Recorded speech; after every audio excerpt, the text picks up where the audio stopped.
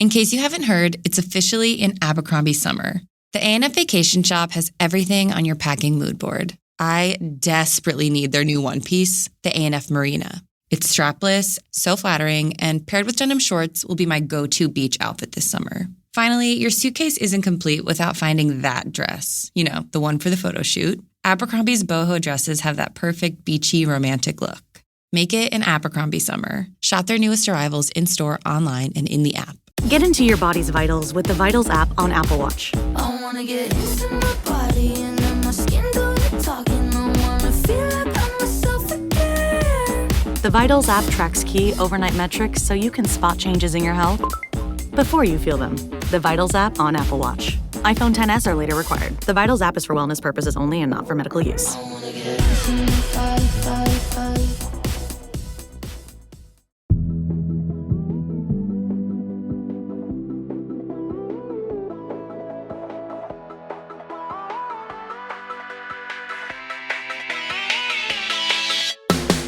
Hey, I'm Candice Lim. And I'm Kate Lindsay, and you're listening to ICYMI, In case you missed it. Slate's podcast about internet culture. And Candice, I have to admit that one of the first things I did after joining the ICYMI team was find everyone else on the team on social media. It was actually harder than I thought. Everyone here is much more of a lurker than you would think, but you, Candice, more so than anyone. You are not a huge poster, which was surprising to me. And just quick question, what were you expecting? Were you expecting selfies? Were you expecting thirst traps? I just would love to know.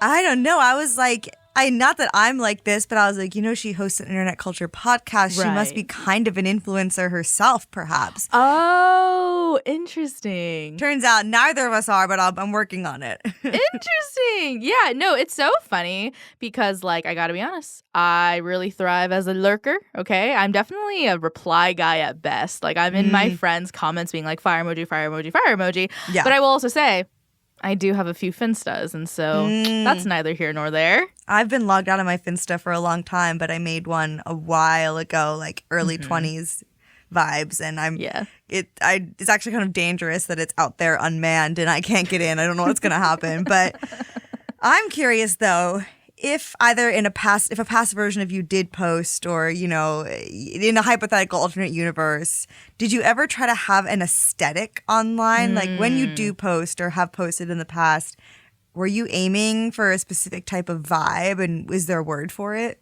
You know what? I do have an answer for this. I'm going to take us back to 2017. Please do. Yes, a 2017 post King Kylie. Little me was studying abroad in London, which I have to be honest, I look back and I feel so bad for all of my classmates because I was the girl who had like 50 Insta stories at once. Oh, like it literally looked like ants running up at the top. I was always doing something, allegedly. And so for my feed, I would always post my like weekend trips to Amsterdam, weekend trips to Barcelona, and I would just I would actually call it like whitewash. Like I would go saturation really low, cloudy, brightness up, something kind of like that, little murky vibes. What about you? Yeah, well, it kind of reminds me of, I don't know if you've seen, there are these TikToks that really make me laugh that are like, when you had a baby in the Snapchat era, which is like 2017, and like all your first photos of your baby are like those insane like bunny rabbit filters and everything is just blown out. That's like kind of what it reminds me of. But in terms of my aesthetics, I mean, I went through so many. I had a 2017 Snapchat phase, of course. Yeah. But this has been like my favorite thing to do ever since I've had like a MySpace profile, is to give myself a digital makeover every few months. So when I first joined Instagram and started using it in earnest, it was similarly when I was studying abroad. I was very anti-selfie, and so it was a lot of like very classic like flat lay images, scenery, photos of my feet, not like full feet pics, right. but like just looking down from above from wherever I was standing. But after college, I'd like totally flipped, and I was like, every photo has to be a picture of me, and I was making sure that no matter where I was, someone got a picture of me there so people could see that I was living the best life and had friends. But during COVID, then I went through a kind of more low-key, laid-back, like white border phase. Like I would manually put in a white border every single time, and it was super like artsy. But now I've like given up on all that. I mostly post work-related stuff or like when I go on a trip or just like a life milestone. But I'm not posing that much anymore. Yeah. I think my favorite thing is when you see someone post something and you know the exact moment that they just kind of got frozen in like social media ember. I'm going to bring up a very recent example. Did you see the photo this weekend of JoJo Siwa and Chris Hughes? Yeah. That was a Snapchat photo, was it not? That was a Snapchat. Yeah. And there's a lot of things that made me really uncomfortable about it. But the one is just like, it seems of a different time. Yes. It seems of like a 2016. Well, that's what Snapchat is to me. Like, right. I always forget that people continue to use it. Whereas, like, like basically, like, once again, learning not everything's about me and that app actually did go on, even though I got off of it. But let's say I still had a very specific aesthetic. And then, Candice, what if you started posting with that same aesthetic? Could I sue you? I mean, I hope not. Well, last year, you might have seen headlines about this so-called, quote, sad beige influencer lawsuit, where an influencer named Sydney Nicole Gifford sued a fellow creator named Alyssa Shiel for stealing her likeness and, quote, replicating her neutral beige and cream aesthetic. Now, when I say sad beige, have you seen that aesthetic before? Do you know what I'm talking about? I actually didn't know what this meant, but I looked on the accounts of the people you're talking about, and like the best comp I can say is like remember when Kim Kardashian was about to say it's Kim Kardashian's house. Right? Yeah. Right. Their house, or like when she was doing those like paparazzi photos as like Skims and Yeezy, like promo material. It's like that plus Hygge, but they're clearly in Texas. Yeah. You know, exactly. That's exactly what it is. And when these headlines first came out, the drama was treated as kind of a joke because sad beige is kind of by definition like pretty boring and ubiquitous. So like how could someone feel ownership over that type of content? But we didn't really hear anything else about the lawsuit after that until May 28th, when both women agreed to drop the lawsuit. However, this drama is not over. Oop! Yeah, like now that the lawsuit has been dropped, what that actually means is Sydney, the creator who filed it in the first place, can freely talk about it. And so after the news broke of the lawsuit being dropped, she got on TikTok to tell her side of the story. And it's actually way crazier and way less about sad beige than I thought. I'm going to break down what allegedly happened, but first, let's take a break. When we come back, why the sad beige lawsuit should maybe be called the Ingrid Goes West lawsuit, and later, how one influencer's wedding took over the FYP and inspired a viral debate.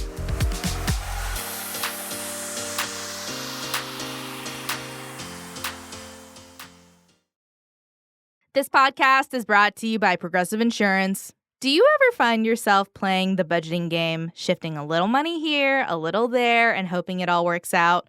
Well, with the Name Your Price tool from Progressive, you can be a better budgeter and potentially lower your insurance bill too.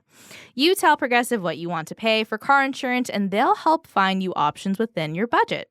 Try it today at Progressive.com. Progressive Casualty Insurance Company and Affiliates. Pricing coverage match limited by state law. Not available in all states or situations. This podcast is brought to you by Progressive Insurance. Do you ever find yourself playing the budgeting game, shifting a little money here, a little there, just hoping it all works out? Well, with the Name Your Price tool from Progressive, you can be a better budgeter and potentially lower your insurance bill, too. You tell Progressive what you want to pay for car insurance, and they'll help you find options within your budget. Try it today at Progressive.com. Progressive Casualty Insurance Company and Affiliates. Price and coverage match limited by state law. Not available in all states. Hey there! If you're a regular listener who enjoys ICYMI, it would mean the world if you gave us a 5-star rating or review on Apple or Spotify. Every episode of ICYMI is different, from yapping about the secret lives of Mormon wives to taking deep dives into the drama within online fandoms. Sometimes, though, that means our episodes can become parts of those stories, resulting in negative reviews from people who aren't actually listeners of the show. That's why it's so important for the real ICYMI heads to be represented in these ratings. If that's you, it would be great if you could show us some love. All right, back to the episode.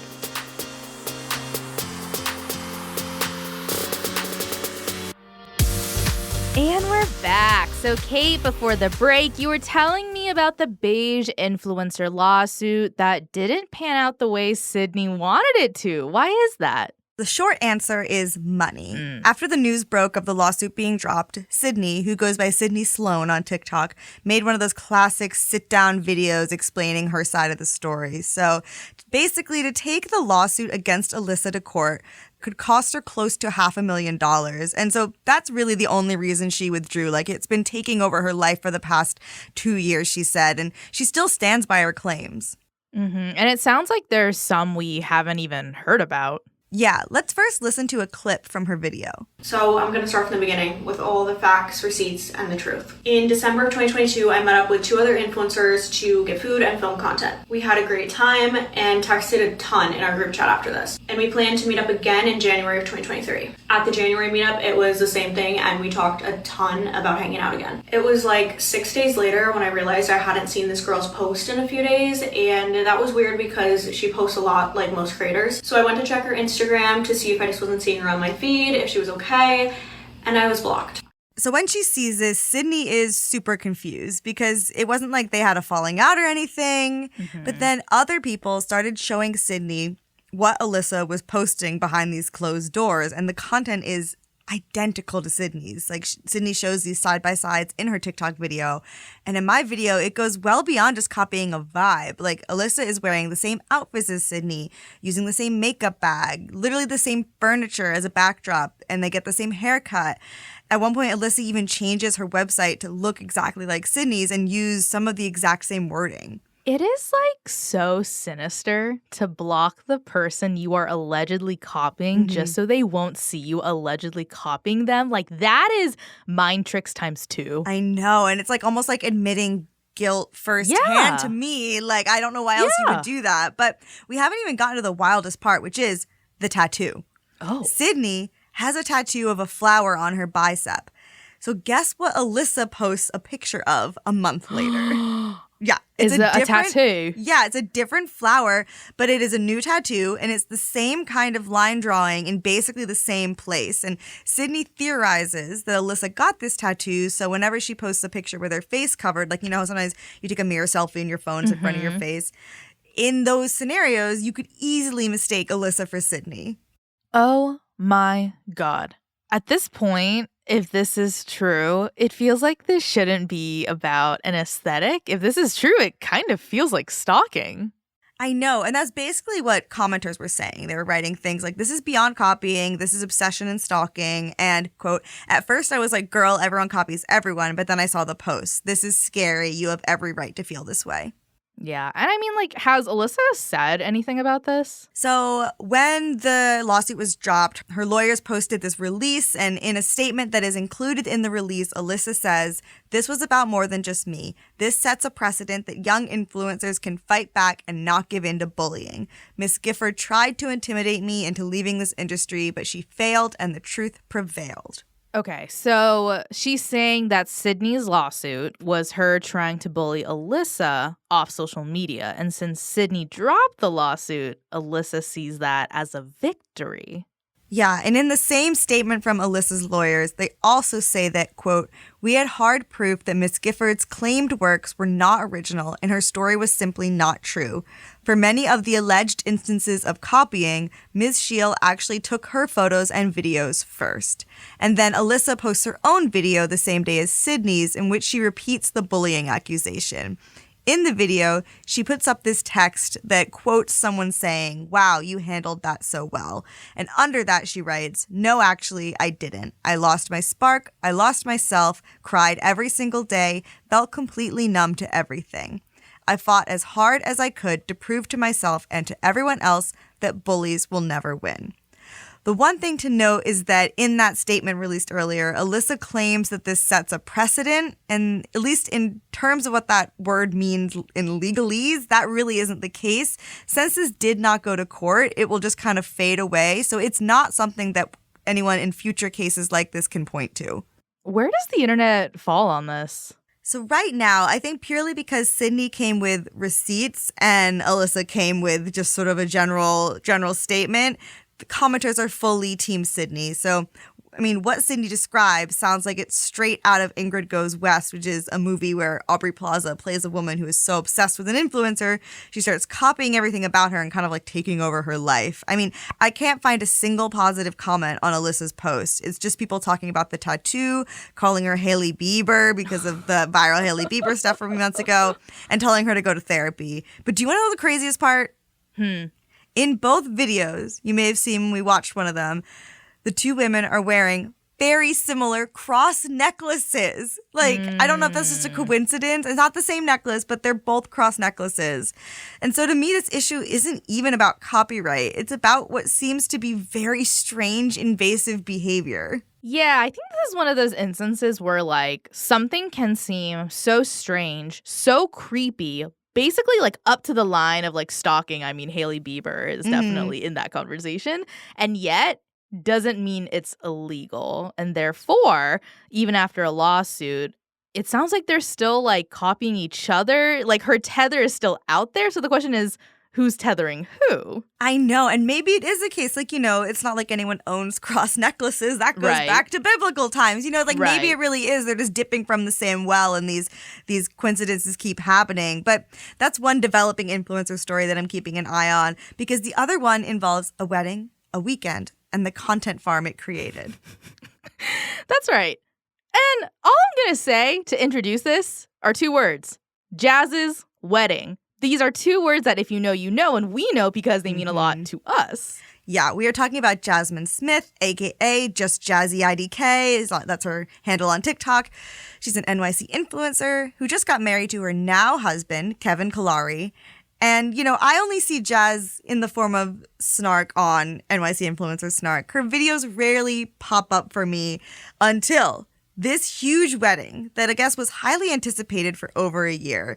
Jazz has a podcast where she talked about the details of the wedding. Her TikTok followers were with her from the second she met Kevin all the way to him proposing. I did get served that video of her being engaged. Yeah. And then on the day itself, Jazz posted over 20 TikToks of the event in real time. And the internet, especially Reddit, had a field day because, like I said, Jazz is a frequent subject of NYC Influencer Snark. Yeah. The in real time thing is funny because it kind of brings me back to when, like, Netflix tried to make a Love is Blind reunion live. Oh my God. It's like Jazz did what they couldn't. Yeah. Talk about that.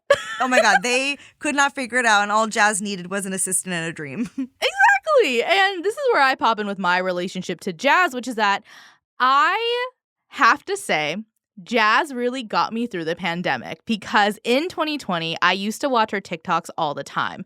Before she was an NYC influencer, Jazz was like a rising Denver, Colorado influencer.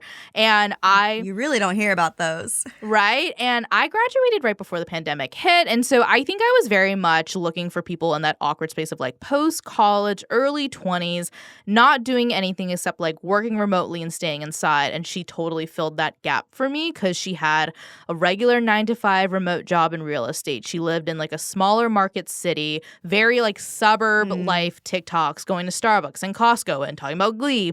She was someone I kind of wanted to be friends with. Yeah, and a lot of influencers start that way. And now so much has happened between 2020 Denver Jazz and 2025 West Village girly influencer wedding Jazz. When did you start to notice this change in content or tone? I will say that her moving to New York in 2021, like that was the moment I dipped because I just kind of knew like what type of influencer she would become, and I just was not wrong. You know, she goes to New York. She starts a podcast with two other influencer friends named Carly Weinstein and Hallie Kate McGuckin, and the podcast was called Hot Girl Talks. And then there were Reddit rumors about Hallie and Jazz not getting invited to Carly's B-Day dinner, and Jazz didn't invite Carly to the Bachelorette, to the point where Bustle writes an article about their friend group, and the article is called The Art of Hard Launching a Friend Breakup. Yeah, and I'm assuming that's kind of what happened because I looked at the podcast recently and they have a new name. It's just Hallie and Jazz and it's called Delusional Diaries. There's only 2 hosts. Yeah, exactly. Jazz and Hallie stayed. Carly is out. But I do want to put a pin in this topic of Jazz and her friendship dynamics with other influencers. It'll come up when we talk about her wedding more. But back to the timeline. While they're listeners, they're speculating, why aren't the friends friending anymore? Carly leaves, starts her own podcast in December of 2023. And a big part of this friend group and their podcast were their relationships or lack thereof. So it does surprise a lot of followers when in April of 2024, Jazz gets engaged. Yes, and the part missing from all this is that Jazz and her boyfriend Kevin, he was not like some secret boyfriend. They had just only been dating for maybe 10 months at that point. Yep. And this becomes a criticism or worry that follows this couple their entire relationship, even to the day of their wedding. And Jazz looks at that and she says, heard, because she makes TikToks like me every time someone says our marriage is going to fail before it starts because we haven't been together long enough for their standards, middle finger to the camera. And look, I'm not one to give an influencer credit for anything, but I do have to say I did feel bad for Jazz and how she had to spend over a year planning a wedding with this commentary just hanging over her head. Yeah, and she's an influencer, so she has to keep doing brand deals that are probably wedding related while engaging with those very haters on TikTok who are saying this to her, which makes me want to ask, who is rooting for Jazz? Because her content, the second she gets engaged, is all pre-wedding stuff. And I have to assume that for someone with her seeming level of self-awareness, she knows that her audience is either into that or really against it. And that's a good question. And it was really illuminated when she finally got married a few weekends ago, because not only did she post over 20 TikToks of her wedding in real time, it was also this huge affair that so many NYC influencers attended and posted from, to the point where someone on Reddit called the whole thing an influencer carnival, and they're not wrong. But before we get to the criticism surrounding this wedding, let's take a break. When we come back, why Jazz's wedding stirred up some heated emotions for her followers and whether overexposed influencer weddings should be banned from TikTok.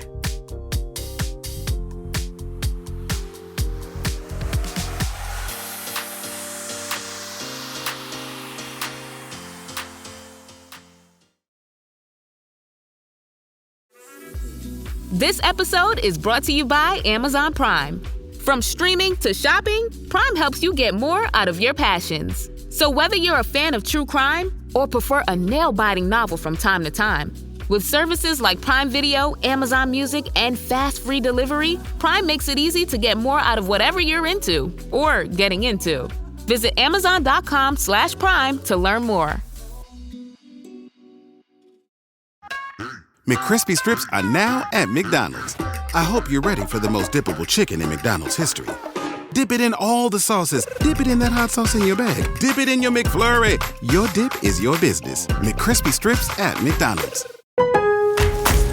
Pro Paint Days are back at Lowe's, and My Lowe's Pro Rewards members can save even more with limited time deals. Right now, buy one, get one half off select HGTV Home by Sherwin-Williams primer and ceiling paint. Plus, get free same-day delivery to your job site when you order by 2 p.m. Offer valid through 6/13, delivery by 8 p.m., subject to driver availability. Additional terms apply. See Lowe's.com/same-day delivery for details.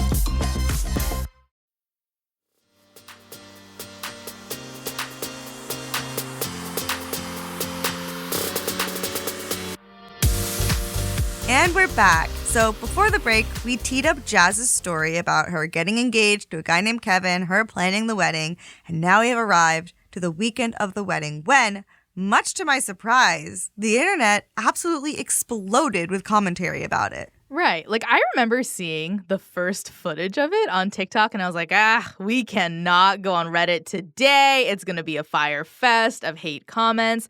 And I kind of held in all my Jazz thoughts until you brought her up in a meeting. And I was like, okay, so other people know who she is and they care about her wedding too. Yes, because, taking a step back, it's kind of odd because up until this point, we've been talking about Jazz like she's like an Alex Earl household name. But right now, she has about 500,000 followers on TikTok and around 130,000 on Instagram. And I believe she had about 400K on TikTok before the wedding. So it kind of baffles me that someone with not that many followers, at least within the NYC influencer space, is causing this much commotion. But let's talk about the wedding, because I think there were a few reasons this wedding was set up, primed for discourse. So one is the wedding was at the property where Taylor Swift's Blank Space music video was filmed. It's called the Woolworth Estate in Long Island. And that was on purpose because Jazz is a Swiftie. And you know that in the back of Jazz's head, she's thinking, did my wedding get Taylor Swift her master's back?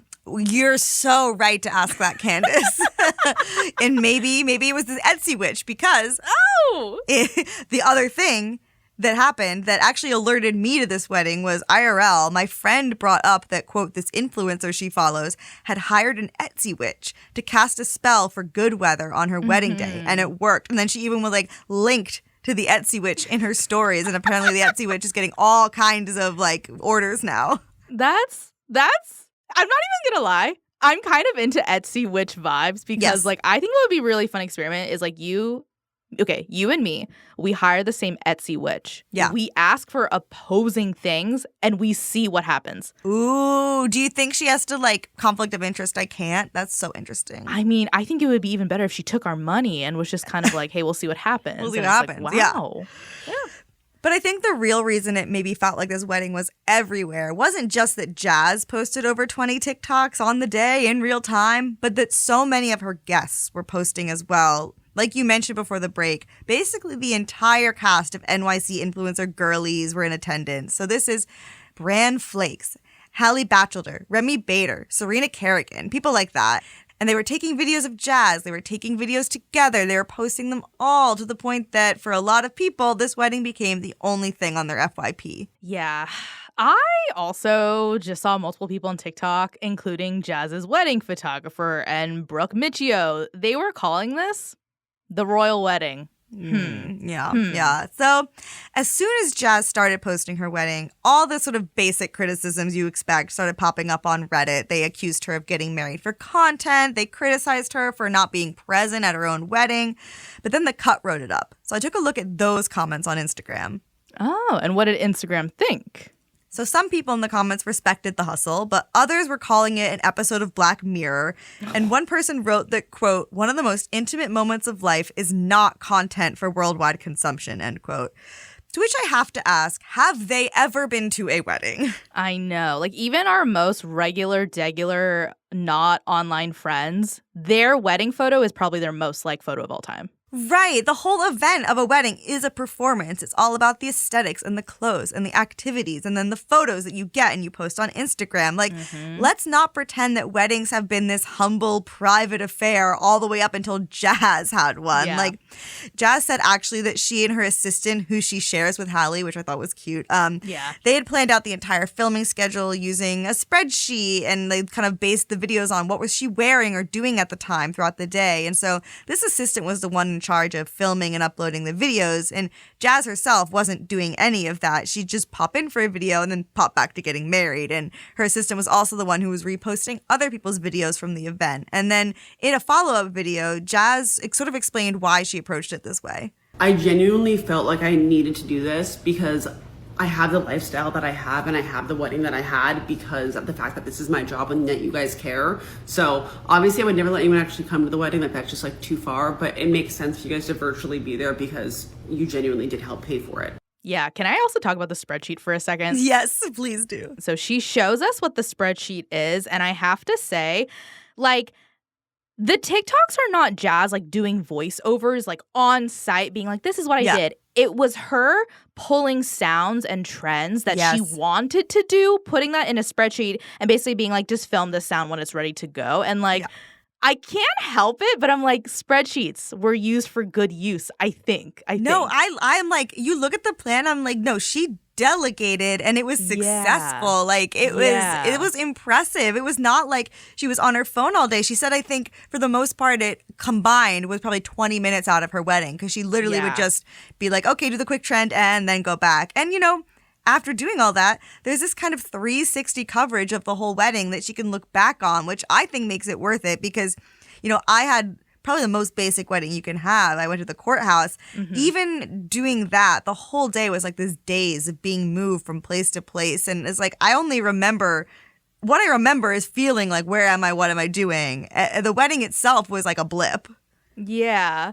This is like not a good comparison, but it's like watching, I can't even say this. It's like watching Mission Impossible from a cinematographer's lens versus the GoPro on Tom Cruise's head when he drops from the plane. Wow, this is giving someone just saw the new Mission Impossible. It's almost like I almost saw the movie the weekend it came out. Like, she paid for real wedding photographers, and I've seen the footage. It's really nice, but there is something a little more like homegrown to like her getting her own stuff filmed on her own iPhone. So I think I get it. Yeah. I think I get it. Yeah. I don't think anyone was surprised that Jazz got negativity on what was supposed to be a very happy day, because on Reddit, they have hated Jazz since her and her podcast friends, Carly and Hallie Kate, picked up those microphones. They have hated on them for everything from they said something out of touch, Ozempic allegations, boob job allegations, which, by the way, were not allegations because they posted TikToks about getting SpawnCon to do those procedures. And then they really go after Jazz's now husband, Kevin. And I have to say, this is the one time where I feel like a white guy understood how Chris Evans' girlfriends felt, because they are posting everything from like, does Kevin have a job? He's moving into her place. Wait, does he pay rent? How does he pay for the ring? They're asking so many questions about this man and his like financial status. Yeah, and then they start asking things about like her paying for the wedding and how if that's traditional or untraditional. And I do think this is an example of how the NYC influencer snark subreddit, I don't know, they often claim they're doing this for like an ethical purpose, like very tattle adjacent. They're there to point out the lack of transparency in the influencer space, and they want to de-influence harmful messaging influencers can spread. But, you know, I look at the questions they're asking about Jazz and her fiance, and I don't know, at this point it just seems like thinly veiled sexism. Like they can't wrap their head around a female influencer having financial success from this industry that they already hate. And she's the breadwinner. Like, she has a man that she may or may not be supporting with that money. It's too much for them. Yeah, and if this line of thinking is true, then Jazz is right that her haters are paying for all of this. Because, look, Jazz did say that she didn't make any money from the specific TikToks that she posted during her wedding because they were under a minute long, which doesn't meet the minimum length to get paid by TikTok's creator fund. But, in a way, her haters paid for the wedding they hated because they're probably responsible for a lot of Jazz's engagement. And that engagement is funding the dress, the bachelorette parties, the honeymoon.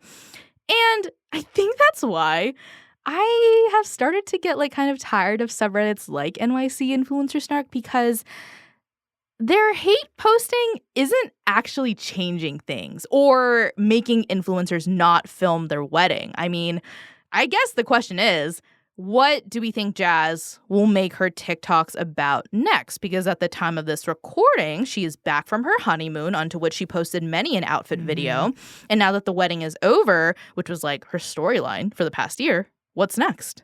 Yeah, I know. It's very much like a now what thing. And I kind of think she'll go. So her BFF, Hallie Kate, had actually her own little viral moment when she bought a house in the Hamptons, which is like one of those sort of evergreen reminders of just how much money these creators can make. And so, I don't know, marriage, doing well after all this. Like, she's got over 100,000 new followers on TikTok. I don't know. I feel like she could be buying a house that's probably really nice, doing interior design content, that kind of stuff. And, you know, people would not only eat it up, but they'd have a lot of problems with it, I bet, too. Totally. I mean, if I'm predicting what Jazz will post in the next year, you know, it's either buying a house, divorce allegations, mom talk, or, and I genuinely mean this, I think she should revamp her like now husband's LinkedIn and do a whole series where she's like his career coach and like she tries to get him a job. Because here's the thing. Here's a little part of Jazz's lore that I think about all the time. When she was 19 years old, she bought a house in like Arizona or one of those like arid climates. So this would not even be her first rodeo. Exactly. Yeah. She's been rodeo. And like her whole thing was that she bought that house just because it felt like the right thing to do, but she sold it immediately because she didn't want the house anymore. And I was like, okay, but here's the thing. She was a pretty successful corporate girly before she moved to NYC. I just think sometimes we have skills that go to bed and maybe they need to be woken up. It's time. It's time. And if that wedding spreadsheet was anything to go off of, right, like, she's not rusty at all. She's ready. She's raring. Exactly.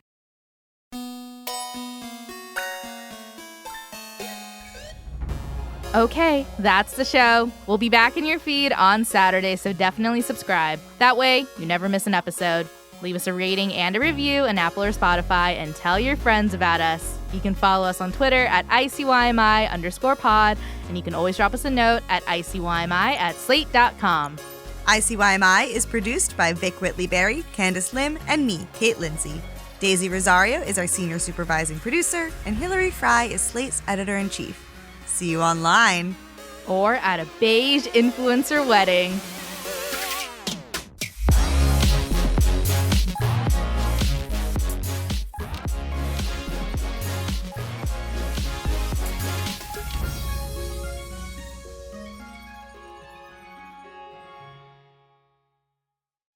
Oh, ICYMI listeners, do I have a scoop for you? So what is it, you ask? It's that Discover is accepted at 99% of places that take credit cards nationwide.